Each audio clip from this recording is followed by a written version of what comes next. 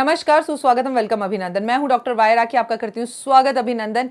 कैसे हैं सोनियो? कैसी आपकी होली की तैयारियां? होली कैसी बनी? होली कैसी चल रही है? क्या हुआ? लेकिन होली तो भसौड़ा के बिना, शीतला अष्टमी के बिना पूरी नहीं हो सकती। अब कब है शीतला अष्टमी? क्या करना है शीतला अष्टमी पे? तमाम तरह की आपको जानकारी मैं दूंगी, लेकिन सबसे पहले बिलीव इन कर्मा।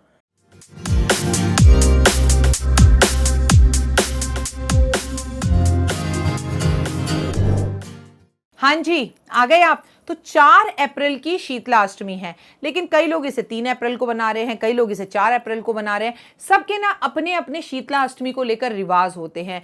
कोई जिस दिन होली खेली हो उस दिन बनाता है, कोई संडे से पहले बनाता है, कोई इसको उससे एक दिन पहले बना लेता है, मतलब अपने होली खेलने के एक दिन उससे पहले बना लेता है।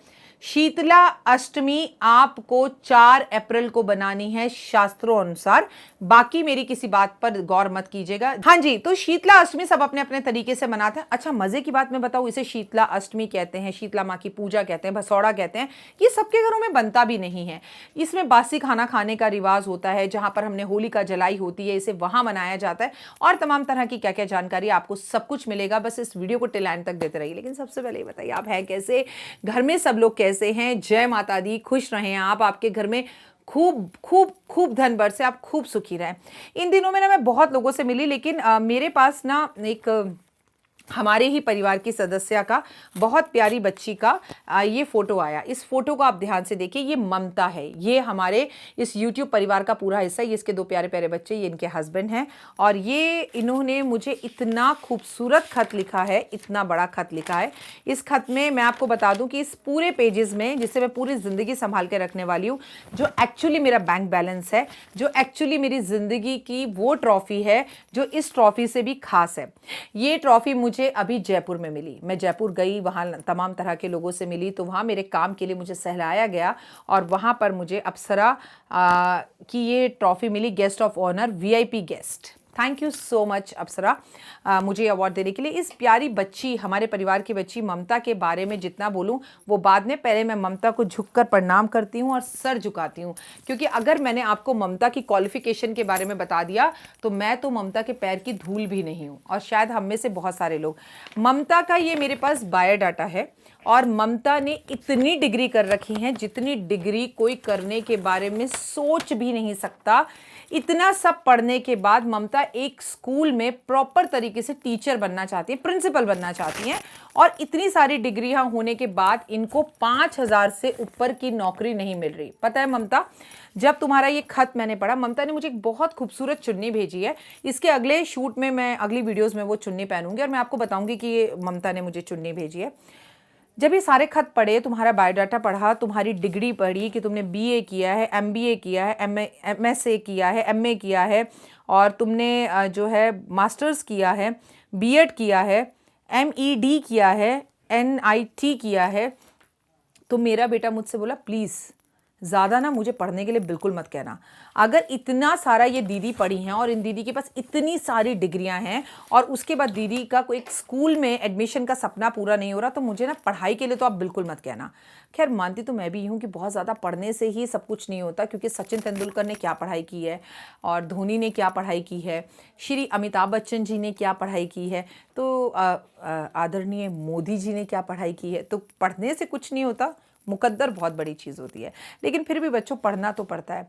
देखिए, सबसे पहले अगर आप में से कोई ऐसा शख्स है जो ममता को जॉब दिलवा सकता है उसके सपनों की, क्योंकि ममता के पास डिग्रीज है, ममता बहुत ज़्यादा पढ़ी लिखी लड़की है और बहुत मेहनती है, और अगर आप में से कोई इसका सपना पूरा कर सकता है, इसे अपने स्कूल में प्रिंसिपल बना सकता है, तो ममता का कॉन्टैक्ट नंबर तो हालांकि है मेरे पास, लेकिन मैं ममता से बिना पूछे नहीं दे सकती। लेकिन ममता, जैसा कि आपने इसमें लिखा कि आपके दिन की शुरुआत इस वीडियो को देखकर होती है, मेरी वीडियो को, तो आप एक बार ज़रूर इसमें डाल दीजिए कि दिस इज़ आई एम ममता, और अपना ईमेल आईडी दे दीजिए, ताकि आपसे कोई कांटेक्ट करना चाहे तो वो ज़रूर कर सके। मैं आपको बता नहीं सकती, ममता की राइटिंग इतनी खूबसूरत है, प्रिंसिपल तो छोड़िए, मतलब ममता, अगर if I can do it ना, तो मैं एक स्कूल खोल देती और तुम्हें उसका सब कुछ बना देती, if it's in my hand. तो हेड्स ऑफ है बेटा तुम्हें, और भगवान करे तुम खूब तरक्की करो। ये इस टेबल तक पहुंच गई है तुम्हारी तस्वीर, तो तुम्हें आगे ज़िंदगी में बहुत मौके मिलने वाले, ऐसा मेरा दिल कहता है। घड़ी वाला उपाय ज़रूर करना, घड़ी वाले उपाय ने काफ़ी लोगों की ज़िंदगी बदली है। तो तुम्हारी भी ज़िंदगी बदलेगी। तो ममता ईमेल आईडी अपना डाल देना कि हाँ दिस इज़ आई एम ममता, ये मेरा ईमेल आईडी, अगर कोई तुम्हें जॉब दे सकता है, तुम्हारे साथ कांटेक्ट में आ सकता है तो वो ज़रूर आएगा। ओए होए, जयपुर की मीटिंग बहुत अच्छी रही। जयपुर वाले बड़े दिलदार हैं। जयपुर वाले इतने लड्डू मेरे लिए लाए, बिस्किट्स लाए, नमकीन लाए। मैम ये आपके लिए साड़ी, एक मैडम तो मेरे लिए ड्रेस बनवा कर ही ले आई, कह रही मैंने ना आपकी फ़ोटो दिखा दी थी कि मैम ऐसी हैं, इनके लिए कपड़े सिल दो। तो पहनूंगी आगे आगे आने वाले टाइम में, मैं आपकी वो ड्रेसेस ज़रूर पहनूंगी। कोई मेरे लिए चूड़ा लाया, ये चूड़ियाँ भी आप ही की गिफ्ट दी हुई हैं। जिस दिन से मैं ये यूट्यूब परिवार चला रही हूँ, कसम से हुए चूड़ी खरीदने का मौका ही नहीं मिलता। ये बिंदी भी आप में से किसी ने भेजी हुई है, तो बिंदी चूड़ियाँ, हाँ किसी ने क्या, ममता ये बिंदी आप ही की चुन्नी में से निकली थी, ये बिंदी मेरे को ममता ने ही गिफ्ट की है। और इतने तोहफे, इतना प्यार, इतना सम्मान आप जो दे रहे हैं ना, झुककर आपके आगे नाक रगड़ती हूँ। मैं आपको बहुत प्यार करती हूँ, और ना इसलिए नहीं कि आप मुझे तोहफे दे रहे हैं, आप वीडियोस को लाइक कर रहे हैं, शेयर कर रहे हैं, ज़्यादा से ज़्यादा सब्सक्राइबर बढ़े। जितने लोग जयपुर में आए ना, बड़ा ही अच्छा लगा। उन्होंने पता छूते ही क्या बोला, मैम हम जब तक दिन की शुरुआत आपसे ना करें, हमारे दिन की शुरुआत नहीं होती। एक तो हस्बैंड मुझसे गुस्सा हो गए, कह रहे मुझे ऑफिस जाना होता है, मुझे नाश्ता देती नहीं, आपकी वीडियो लगा के बैठ जाती है। मैंने कहा मैम ऐसा भी मत किया करो, आप पहले उन्हें नाश्ता दे दिया करो। कह रही है मैंने इतना तक इन्हें कह चुका हूँ कि डॉक्टर वायरा की मुझसे ज़्यादा इंपॉर्टेंट है। भाई मुझे विलन मत बनाओ अपने घरों में, मेरी वीडियो तो सारा दिन वही रहेगी, बाद में देख लिया करो। तो सॉरी सर अगर आपको मेरी वजह से नाश्ता नहीं मिलता, और अनकन्वीनियंट अगर किसी और को मेरी वजह से कोई प्रॉब्लम्स हो रही हैं, तो मैं आपसे माफ़ी मांगती हूँ, क्षमा मांगती हूँ। लेकिन आपसे कहूँगी वीडियो पूरा दिन है, कभी भी देख लेना, लेकिन सबसे पहले जिम्मेदारी अपने परिवार के लिए बिताएं। तो बहुत अच्छा लगा जयपुर से जाकर। हालांकि अब मैं बहुत जल्द फरीदाबाद में कैंप लगाने जा रही हूँ। इसके बाद मैं कौन से शहर में आऊँ, मतलब मैं पंजाब आना चाहती हूँ, मुझे एक मिडवे बता दीजिए पंजाब में जहाँ मैं जाऊँ, वहाँ पर लुधियाना के भी आ जाएँ, चंडीगढ़ के लोग भी आ जाएँ, और पठानकोट के लोग भी आ जाएँ, और करनाल के लोग भी आ जाएँ, पानीपत के लोग भी आ जाएँ। तो मैं कौन से सेंटर में ऐसी जगह जाऊँ, मुझे ज़रूर बताइएगा, और कहाँ मैं रुकूँ वहाँ आकर, ये भी मुझे ज़रूर बताइएगा। So that will be a great help for me. हर जगह डॉक्टर वायरा आख्या कि चाहे कोरोना हो चाहे कुछ हो, I will be there for you. मैं जल्द आपसे आपके हर शहर में आकर मिलने वाली हूँ। मुझे पूरा हिंदुस्तान घूमना है, क्योंकि आप लोग मेरे से दिल्ली मिलने नहीं आ सकते, तो कोई बात नहीं, अब मैं आपसे मिलने आपके हर शहर आऊँगी। कोई शहर ऐसा नहीं होगा आने वाले टाइम में, चाहे डॉक्टर वायरा की नहीं आएगी, तो आपकी मेरी मुलाकात अब जल्दी फरीदाबाद में होगी। इसके बाद आप मुझे बताइए वो कौन सा शहर है देश का जहाँ पर मैं शिद्दत करूँ, और इतने प्यार, इतने तोहफे, इतने सम्मान, इतने मान, इतने गिफ्ट्स, और इतने सारे लेटर्स, इतनी बधाइयों के लिए बहुत बहुत तहे दिल से आप लोगों का शुक्रिया। कैसे आप लोगों का मैं एहसान चुका हूं कि आप लोग मुझे कितना प्यार दे रहे हैं, और हमारा परिवार दिन पे दिन बढ़ता जा रहा है। हमारी संख्या 6 लाख, 7 लाख, 8 लाख, 9 लाख तक बढ़ने वाली है। इसके लिए तहे दिल से धन्यवाद। Thank you thank you thank you thank you so very much. देखिए 25 तारीख है, आज एकादशी है, मेरा व्रत है, और मैं शूट कर रही हूँ। मैंने हमेशा आपको बोला मैं ज़्यादातर एकादशी को शूट रखती हूँ, भूख नहीं लगती, मन काम में लग जाता है।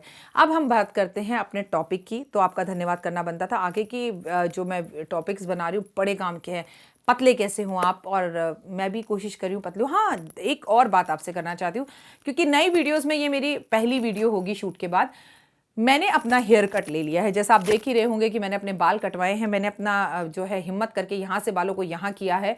उसका रीज़न ये है कि एक तो बाल ख़राब हो रहे थे, और दूसरा मैंने सोचा कि let's try a new look, और हमें ना चेंज करना चाहिए। बाल काटने से आपकी ज़िंदगी में नए चेंजेस आते हैं, प्लस शनि सर पर से उतरता है तो वो भार उतरता है। तो अगर आप भी हेयर कट का सोच रहे हैं तो होली के आसपास या होली के बाद आप हेयर कट ज़रूर ले लीजिए। भसौड़ा यानी कि शीतला अष्टमी की पूजा 4 अप्रैल की है।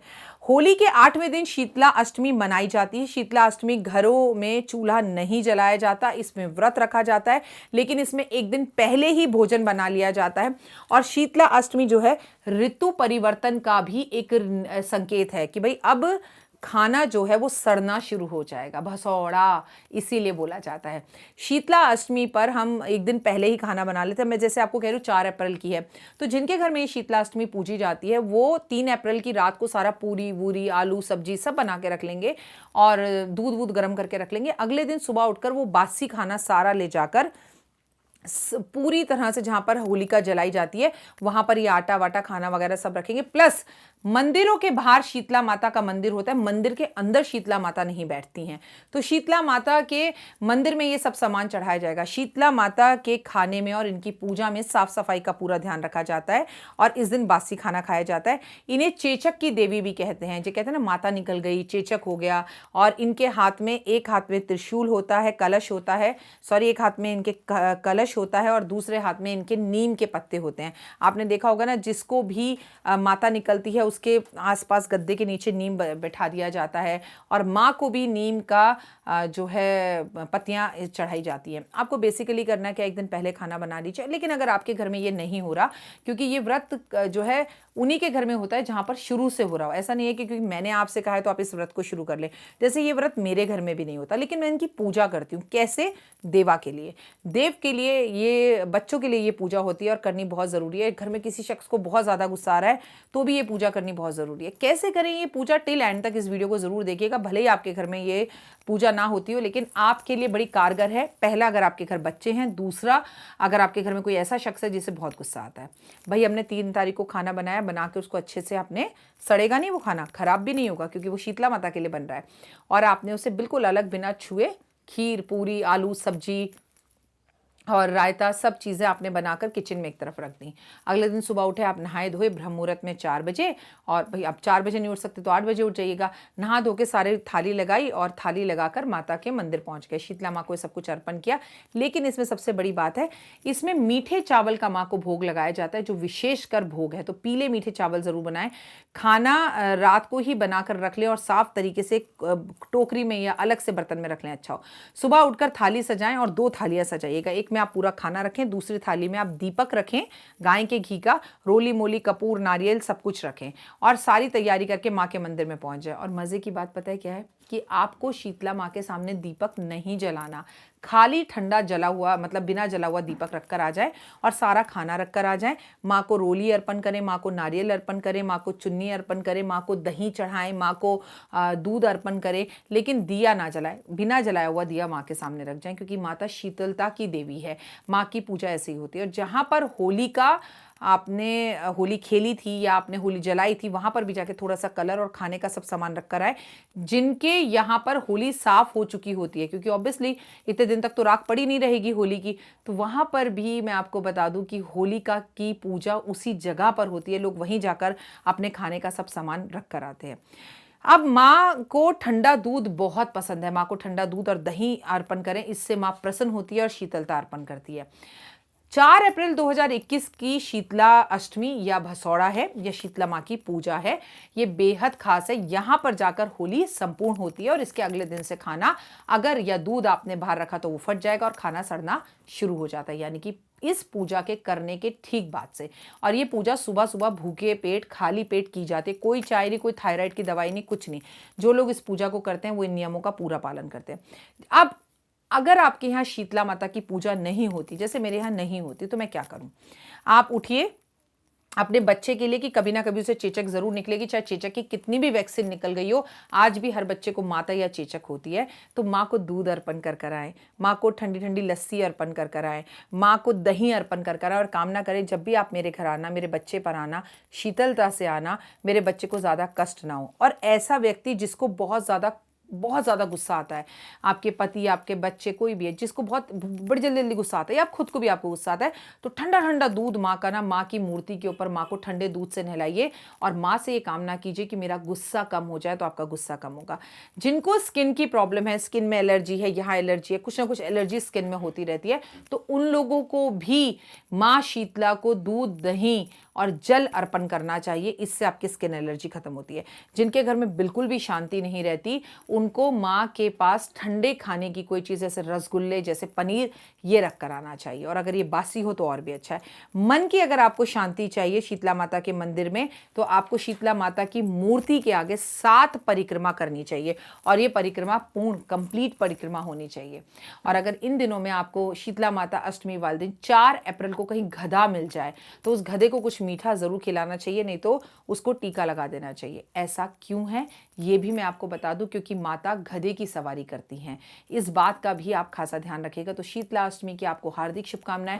लेकिन आप विदेश में हैं, लॉकडाउन में हैं और आपके घर में सब चीज़ें नहीं हो सकती, तो आप कुछ ना करें, बासी खाना बनाकर रात का सुबह नाश्ते में बासी खाना खा लें।